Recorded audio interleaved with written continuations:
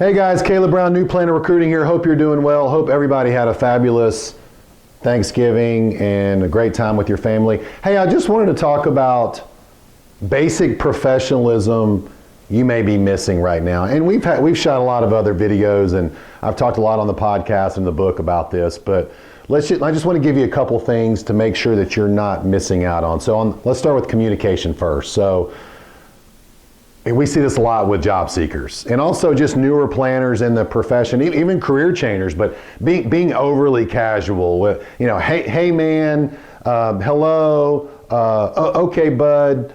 You don't want to do any of that stuff, obviously. I mean, you're not talking to one of your family members. You're talking to someone in a professional environment, and sometimes there's a power differential and it's an employer-employee relationship. So someone in calls you, hello, like, you're bothering them. Like if you know you have an interview, even if you don't recognize the number, hello, Caleb Brown speaking. Good morning, this is Caleb. That's much better than like, hello, like who, like why are you bothering me? I mean, we get that all the time. So, and I see that a lot, even after people are hired. Proofreading emails, lots of typos in the emails, resumes. I mean, and maybe it's just sort of how I'm wired, but I feel like I can always find a typo on the resume. So maybe we'll do a contest one day about, who can send me a resume that doesn't have any errors in it.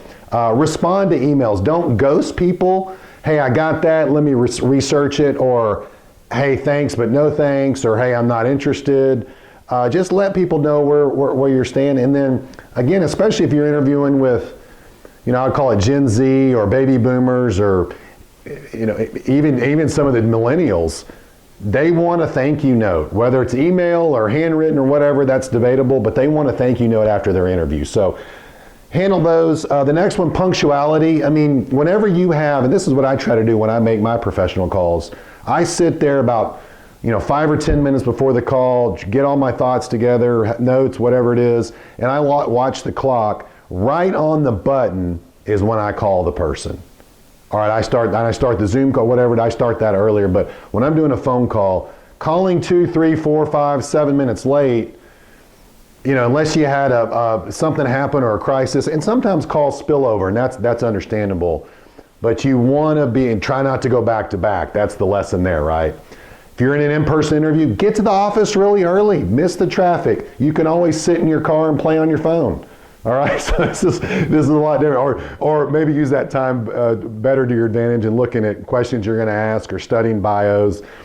But the point is, there's no reason to run it tight and try to get there, 5 minutes before your interview. Okay, you don't want to be anxious and be sweating and just be disheveled when you show up. Last one, unpreparedness. Don't get on a call or an interview if you haven't looked at someone's LinkedIn profile. You haven't looked at their website. It's amazing how many people will get on the phone with me or clients or whoever and just like, yeah, I don't really have a good feel for what's going on. It's just very embarrassing, and they're not going to get the job. And then I think the last one too is follow through. All right, just following directions. If you see on a job application, send your cover letter, resume, shoot a video, and you just put a resume in there. That's not going to get you anywhere. I mean, you've already taken the time to read this and do it. Why don't you just follow the directions? Okay. Following direction, just doing what, and I've said this before, just doing what you say you're going to do, you're already beating 90% of the business people out there and your competitors. Because most people just don't do what they say they're going to do. Do what you say you're going to do, follow directions. It doesn't take very long to shoot a quick little 30-second video, submit that with your resume, and just blindly submitting things, that's just going to get you ruled out and sort of get you probably blacklisted, for future positions. So I hope those were helpful. You guys aren't going to make these mistakes because you're watching this video. You're going to do great. See you next time. Bye-bye.